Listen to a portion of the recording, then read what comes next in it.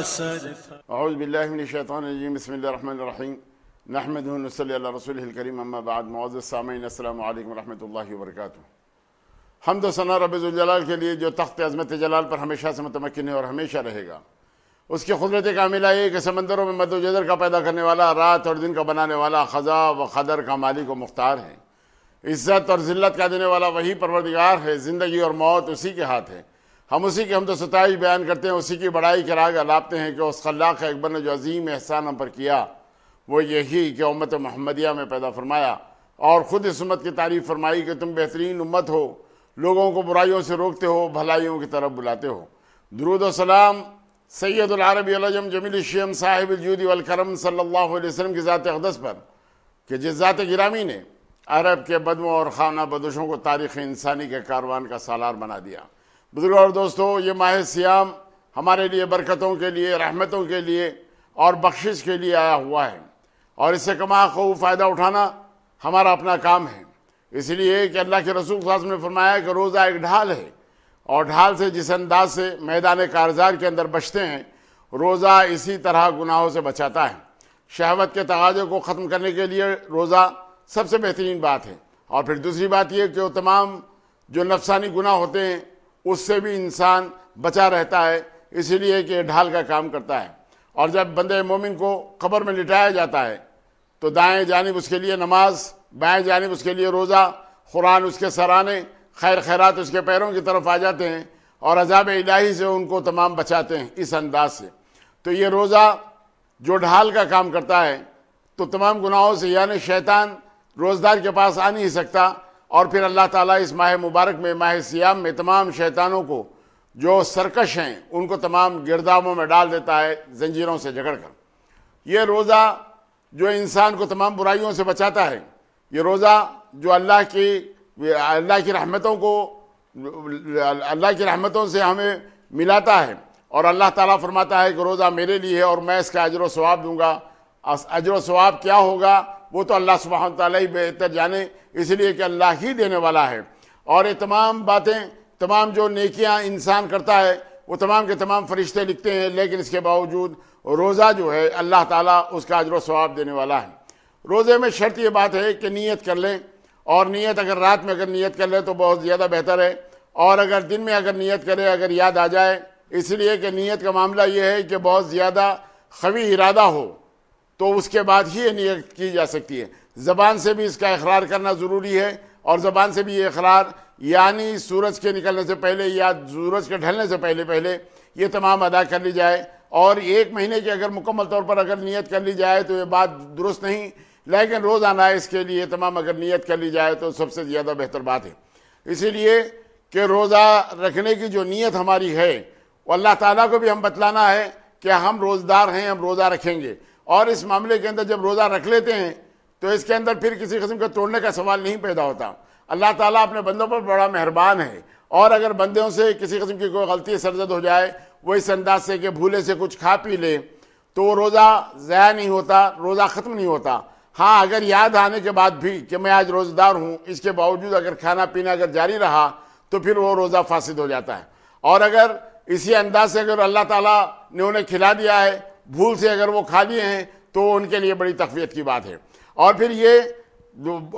یعنی اللہ تعالیٰ نیتوں کو جاننے والا ہے، اور یہ سمجھ رہے ہیں کہ ہم بھول گئے ہیں اور اس کے بعد کھا رہے ہیں، تو ایسی بات نہیں۔ اور اگر کسی ایسے کام میں جس سے روزہ ضائع ہوتا ہے، اور اگر یاد آ جانے کے بعد اگر اس کو ترک کر دیا جائے تو روزے پر اس کا کسی قسم کا کوئی فرق نہیں پڑتا، بلکہ وہ روزہ اس کا قائم رہتا ہے۔ اگر یہ سمجھ لیا جائے کھانے کے بعد کہ میں کھا چکا ہوں، اب میرا روزہ ختم ہو گیا ہے، اس انداز سے اگر وہ روزہ ختم کر دے تو ہاں، اس کے اوپر قضا لازم آتی ہے کہ پھر وہ روزہ رکھے۔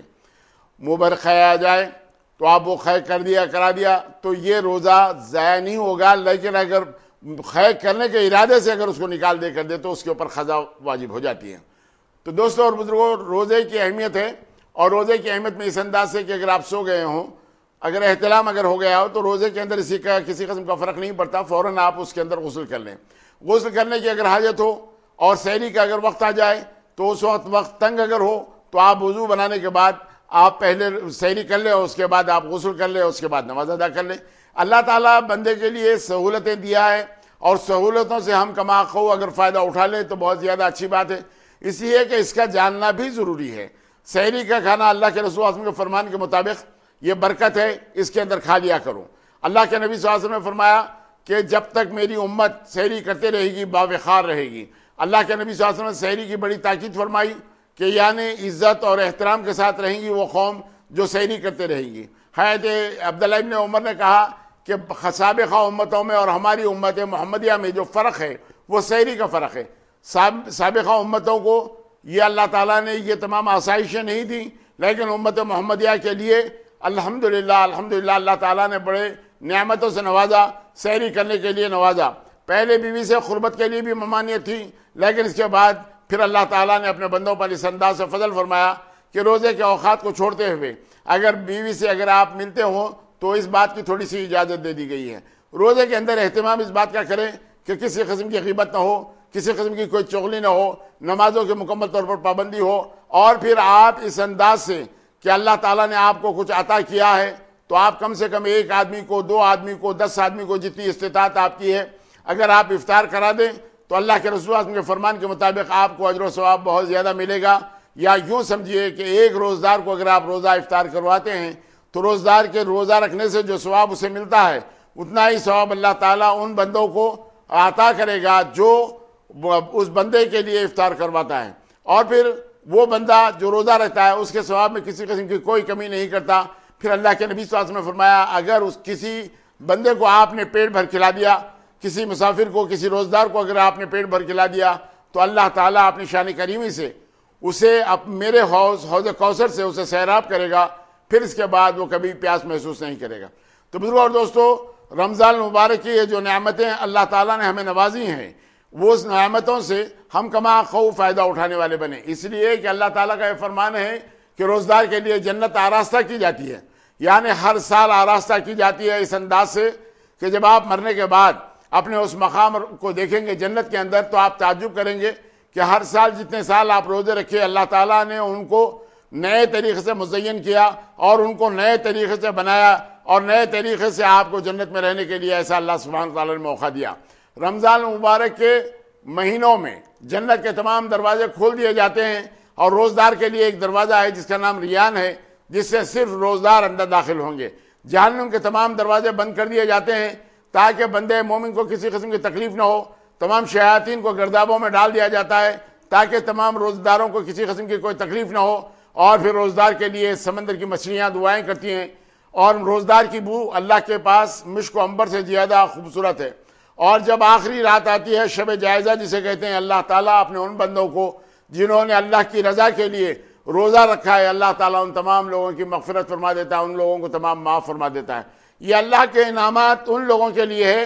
جو اللہ کی رضا کے لیے روزے رکھیں، اور پھر اللہ تعالیٰ ان پر ایسا مہربان ہے کہ مت پوچھیے۔ روزہ ایک ایسی عبادت ہے جس میں کسی قسم کی ریا کا دخل نہیں، اس لیے کہ بندہ مومن منہ میں پانی لیتا ہے لیکن حلق سے نیچے ایک خطرہ اتارنا اپنے لیے حرام سمجھتا ہے۔ یہی وہ ادائیں ہیں جو اللہ تعالیٰ کو پسند ہے۔ اللہ تعالیٰ کھانے پینے سے ماورا ہے، اللہ تعالیٰ کھاتا پیتا نہیں ہے، اور اپنے بندے کو نماز کی حالت میں اور روزے کی حالت میں اللہ تعالیٰ اسی انداز سے دیکھنا چاہتا ہے۔ جو اللہ کے صفات ہیں اس میں وہ بندہ آ جاتا ہے، کھانے پینے سے ماورا رہتا ہے، کھانے پینے سے بندہ ہوا رہتا ہے، اور پھر اس وقت کھولتا ہے جب اللہ کا حکم ہوتا ہے کہ وہ تمام روزہ افطار کر لے، اور اس وقت تک سامنے انواع اقسام کی تمام چیزوں کو لیے ہوئے بیٹھا ہوا ہے، لیکن وہ اپنے منہ میں ڈالنا حرام سمجھتا ہے محض اس لیے کہ اللہ کا حکم نہیں۔ اور اللہ تعالیٰ ایسے موقع پر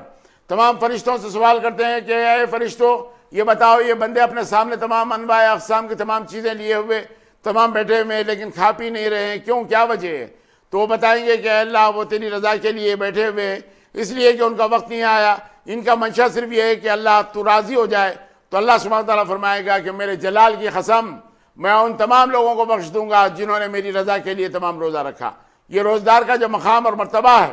وہ بہت زیادہ مرتبہ ہے۔ بسا اوقات ایسا ہوتا ہے کہ آدمی روزدار ہوتا ہے لیکن حادثے کا شکار ہو جاتا ہے، ایسے موقع پر آپ اسے افطار کروا دیجئے، اگر اس کو پانی کی ضرورت ہے تو پلا دیجئے، اور اگر کسی کے جان کے جانے کا دھوکہ ہے تو اس کا افطار کروا دیجئے۔ ڈاکٹر نے اگر منع کیا ہے تو آپ اس کو افطار کروا دیجئے۔ ارادہ کر لیا تھا کہ میں انشاءاللہ روزہ رکھوں گا لیکن صحت نے ساتھ نہیں دیا تو آپ جس وقت چاہے آپ روزہ افطار کر لیجئے۔ یہ آپ کے لیے خزاں روزہ رہے گا۔ اگر آپ صحت سے رہیں گے تو پھر اس کو دہرائیں گے، اور اگر آپ کی صحت ساتھ نہیں دیتی تو اللہ نے جو آسانیاں پیدا کی ہیں، اگر کوئی آدمی کمزوری کی وجہ سے، اگر کوئی آدمی بیماری کی وجہ سے اگر روزہ رکھنے کے قابل نہ ہو، اتنا متحمل نہ ہو، تو ایک آدمی کو، ایک مسکین کو 2 وقت کھانا کھلا دے، وہ اس کا کفارہ اس انداز سے ہو جائے گا۔ اللہ کے نبی صلی اللہ علیہ وسلم کے سامنے بہت سارے ایسے واقعات بھی آئے کہ لوگ روزہ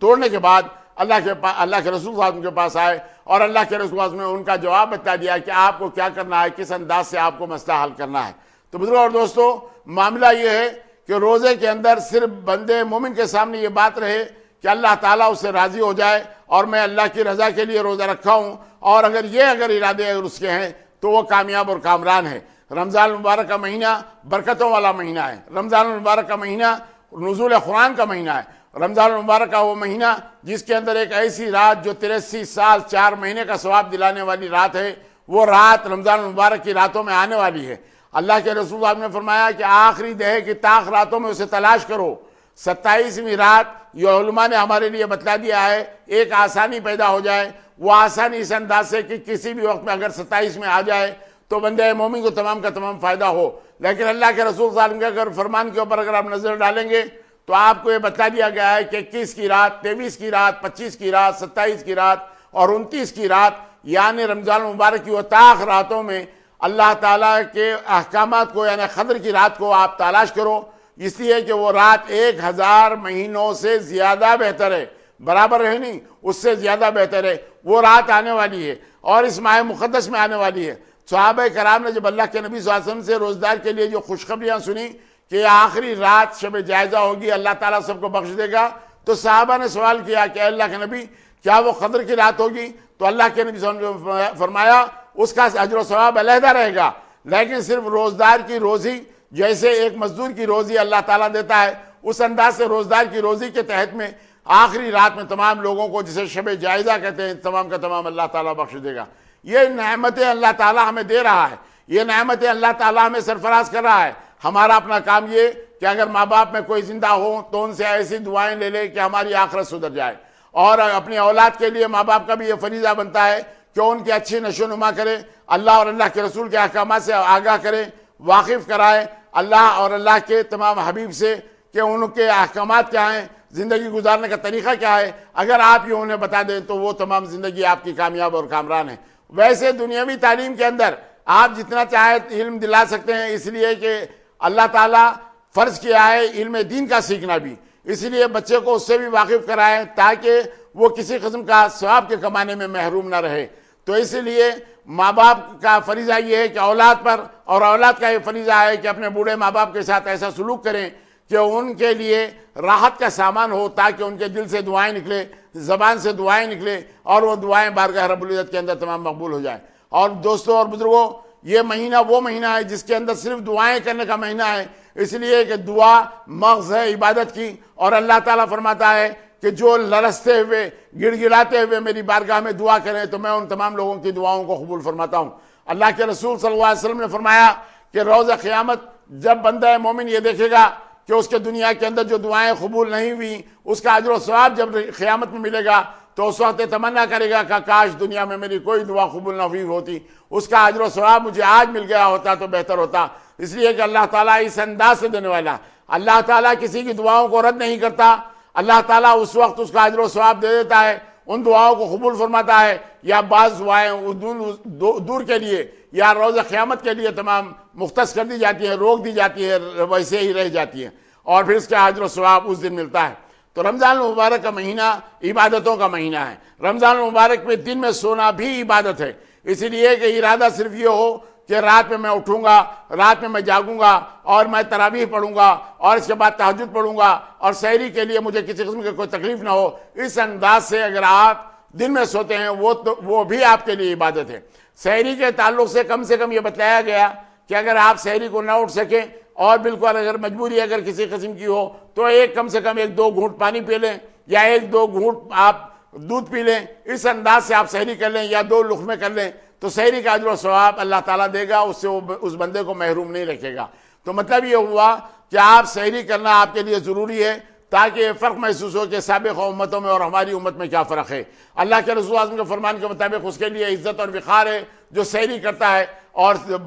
باوقار زندگی گزارتا ہے۔ اللہ کے نبی صلی اللہ علیہ وسلم نے ان کے تعلق سے جو باتیں تمام بتلا دیں کہ اس معاملے کے اندر، اس رمضان المبارک کے اندر آپ کسی سے جھگڑا نہ کریں، اور اگر کوئی آپ سے جھگڑنے کے لیے آ جائے تو آپ کا صرف یہ کہہ دینا کافی ہے کہ میں روزے سے ہوں، تو اللہ تعالیٰ اس کا بندوبست فرما دے گا۔ اور اگر آپ کے عزت نفس کے ساتھ اگر سامنے والا اگر کھیل بھی رہا ہو اور آپ اللہ کی رضا کے لیے اس سے لڑنا اس لیے کہ آپ روزدار ہیں مناسب نہیں سمجھتے، تو اللہ تعالیٰ اس کا بھی اجر و ثواب آپ کو دے گا، اس لیے کہ آپ بندے نے میرے لیے اور روزہ رکھنے کے بعد روزے کے احترام میں کسی قسم کا جنگ و جدال نہیں کیا، اس لیے اللہ تعالیٰ اس کے ساتھ بڑی عنایتیں کرے گا۔ تو بندے مومن کا یہ کام ہے کہ اللہ تعالیٰ کی رضا کے لیے روزہ رکھے، اللہ کو راضی کرے، اللہ کے رسول کے فرمان کے مطابق اپنی زندگی کو ڈھالے، تو انشاءاللہ المستعان زندگی کے اندر اللہ تعالیٰ نئی جیلا لائے گا اور ہمارے لیے تمام کامیابی اور کامرانی کی بات ہوگی۔ اس ماہ مقدس کے اندر اپنے معصوم بچوں کو آپ محروم مت رکھو، ان بچوں کو اپنے ساتھ لے لو اور ان بچوں کے ساتھ سحری کرو جو بچے سن بلوغ کو نہیں پہنچے بلکہ بہت چھوٹی عمر کے ہیں۔ ان لوگوں کا بھی اگر ارادہ روزہ رکھنے کا ہو تو آپ اسے منع نہ کیجئے، چاہے وہ جب تک چاہے رکھیں اور جب تک چاہے وہ کھول لیں، اس معاملے کے اندر کسی قسم کی کوئی مداخلت آپ نہ کریں، آپ کے اوپر کسی قسم کا وبال نہیں آئے گا، لیکن ان بچوں میں ایک جذبہ ایمانی پیدا ہوگا بچپن ہی سے کہ مجھے بڑا ہونا ہے، روزہ رکھنا ہے اور ان روزوں کو اس انداز سے تمام کرنا ہے۔ اور جو سن بلوغ کو پہنچ چکے ہیں ان پر تو روزہ فرض ہو گیا ہے، ان میں ماں باپ کی ایک ذمہ داری نہیں بلکہ ان کے اوپر اس بات کی ذمہ داری ڈالی جائے کہ یہ فرض ہے اور اس کو ادا کرنا ضروری ہے۔ اور بزرگوں اور دوستوں، ان لوگوں سے میری التجا ہے جن کو اللہ تعالیٰ نے مال و اسباب سے نوازا ہے، جو صاحب نصاب ہے، آپ کا اور میرا کام یہ ہے کہ ان غریب لوگوں کی یا ان اپنے رشتہ داروں کی تمام مدد اس ماہ مقدس میں کر دیں تاکہ ان لوگوں کا رمضان مبارک بہت آسانی کے ساتھ، بہت آسائش کے ساتھ تمام ہو جائے اور ان کی تمام کلفتیں دور ہو جائے۔ اگر اللہ تعالیٰ ہم سے کسی ایک دو بندے کے لیے بھی اگر یہ کام کرواتا ہو تو ہمارے لیے کامیابی اور کامرانی کی بات ہے، اس لیے کہ اس ماہ مقدس کے اندر ان لوگوں کی ضرورتوں کو پورا کرنا،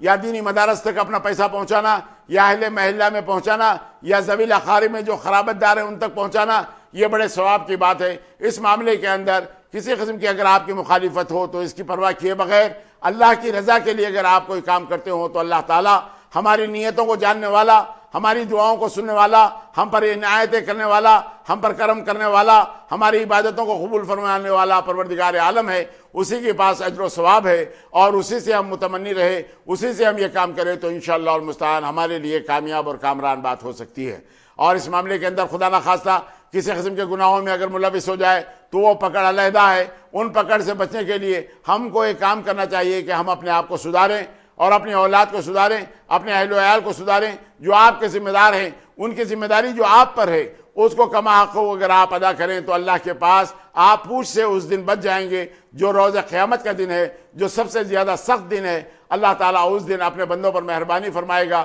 جو اللہ کی رضا کے لیے زندگی کا ہر کام کرتے ہیں، اسی کے اندر ہماری کامیابی ہے۔ حضرت ابو امامہ باہلی سے روایت ہے کہ اللہ کے رسول اللہ نے فرمایا کہ ایک روزدار میں اور جہنم میں جو فاصلہ ہوگا وہ بہت 70 سال کی مسافت کا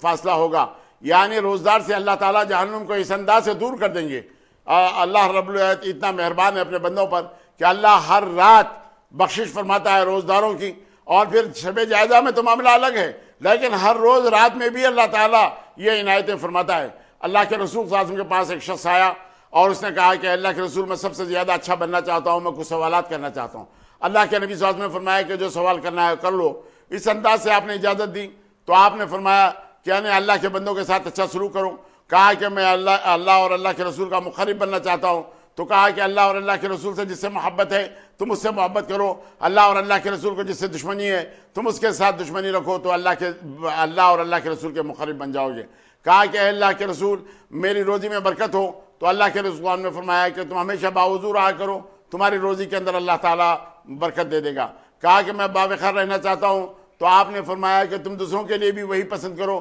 جو اپنے لیے تم پسند کرتے ہو، اس انداز سے تم کو اللہ تعالیٰ باوقار کر دے گا۔ اللہ کے رسول صلی اللہ علیہ وسلم نے مختلف قسم کے سوالات کیے اور اللہ کے نبی صلی اللہ علیہ وسلم نے مختلف قسم کے انہیں جوابات دیے اور ان کو اس انداز سے مطمئن کیا۔ اللہ کے نبی صلی اللہ علیہ وسلم کا طریقہ کار یہ کہ جو بندہ آتا جس انداز سے آپ سے سوال کرتا اسی انداز سے اللہ کے رسول صلی اللہ علیہ وسلم انہیں جواب دیتے اور اس انداز سے بھیجتے ہیں۔ روزے کے اندر حضرت علی بن ابی طالب کا جو قول ہے وہ اس انداز سے کہ میرے پاس مہمان اگر آ جائیں تو مہمانوں کی ضیافت کروں اور چلچلاتی دھوپ میں یعنی کڑاکے کی گرمی کے اندر میں روزہ رکھوں اور پھر دشمنوں کو تمام کے تمام تہہ تیغ کروں۔ صرف 3 خواہشات میرے ہیں، یعنی رمضان المبارک کا روزہ، یا جب روزہ آ جائے تو کڑک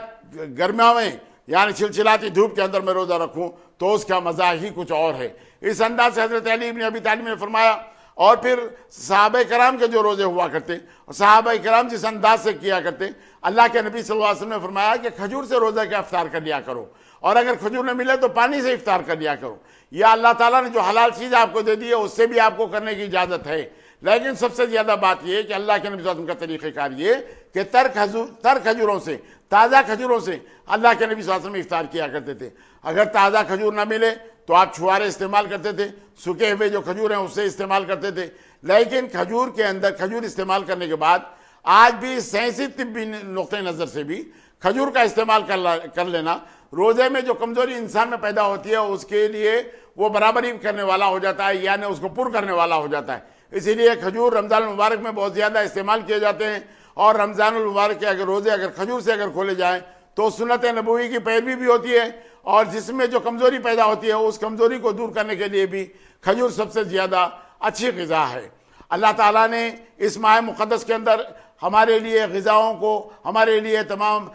انواع اقسام کے تمام میووں کو اور زیادہ کرتے ہوئے اللہ تعالیٰ برکتیں دیتا ہے، اور اس کے اندر ہماری غذائیں بہت زیادہ بڑھ جاتی ہیں۔ یہ اللہ کا کرم ہے کہ لوگ یہ سمجھتے ہیں کہ مسلمان بھوکے رہتے ہیں، لیکن مسلمانوں کے سامنے جو آسائش ہوتی ہے، مسلمانوں کے لیے جو غذا اللہ تعالیٰ بلند کا بہت زیادہ کر دیتا ہے، جو نعمتوں سے سرفراز فرماتا ہے، اس کا اندازہ کون کر سکتا ہے؟ اور یہ سمجھتے ہیں کہ اس کے معاملے کے اندر کمزوری ہے، لیکن روزہ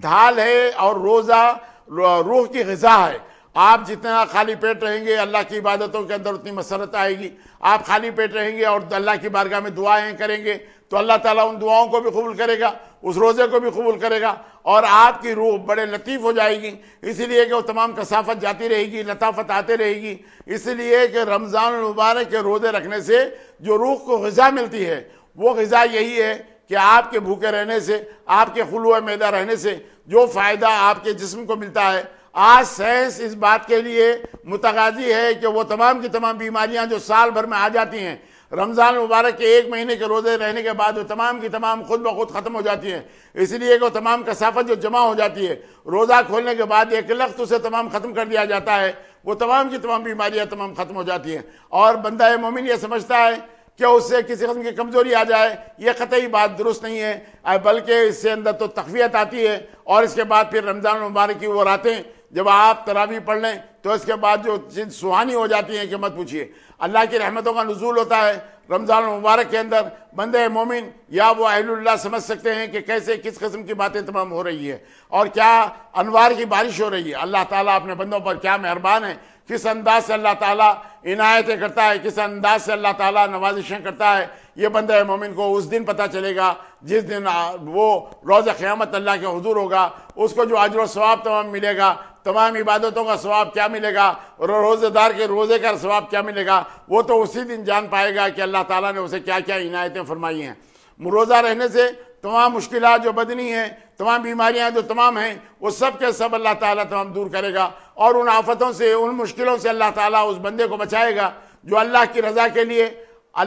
کے لیے روزہ رکھتا ہو اور اللہ کی رضا کے لیے اپنا زندگی کا کام کرتا ہو، تو اس کے لیے اس کی عبادتیں بھی قبول اور اس کی تمام دعائیں بھی قبول اور اس کی زندگی بہترین خوشحال زندگی اللہ تعالیٰ فرما دیتا ہے۔ اس لیے کہ رمضان المبارک کے بعد اللہ کے رسول نے فرمایا اگر رمضان کے روزوں کی اگر کوئی اہتمام کر لے، 30 روزے اگر رکھ لے، اس کے بعد 6 سنت کے روزے شوال کے اگر رکھ لے، تو بندے مومن اللہ تعالیٰ اسے پاک کر دیتا ہے جیسے پیدا ہوتے وقت وہ پاک تھا، یعنی مکمل طور پر۔ اور پھر اللہ کے رسول نے فرمایا کہ یہ 6 روزے رکھنے کے بعد ایسا کہ ہر روزے کا 10 گنا ثواب، تو اس انداز سے 360 روزوں کا ثواب ملے گا، یعنی ایک بندہ مومن مکمل 1 سال تک روزدار رہا، یہ اس کا ثواب اس کے نام اعمال میں لکھا جائے گا۔ تو بزرگوں اور دوستو، رمضان المبارک کا مکمل طور پر اہتمام کریں۔ اگر رمضان المبارک کا اہتمام باوجود قوت رکھنے کے، باوجود استطاعت رکھنے کے، باوجود طاقت رکھنے کے، باوجود کھانے پینے کا اسباب رکھنے کے، اگر کوئی بندے مومن نہ رکھے اور اس کے بعد سال بھر تک کے لیے اس کی اگر تلافی کے لیے روزے رکھے تب بھی خانہ پوری تو ہو جائے گی، تلافی نہیں ہوگی. یعنی وہ اجر و ثواب جو رمضان المبارک کے روزے میں ملنے والا ہے، اگر عمدن آپ نے کسی روزے کو اگر چھوڑ دیا